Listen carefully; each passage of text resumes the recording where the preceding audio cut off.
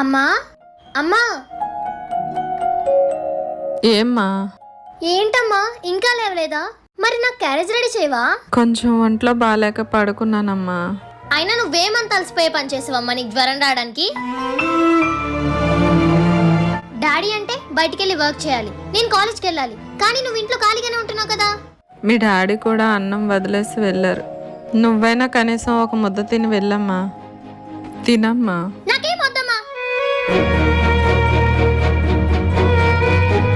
అసలు నీకు పిల్లల్ని ఎలా చూసుకోవాలో కూడా తెలియదు.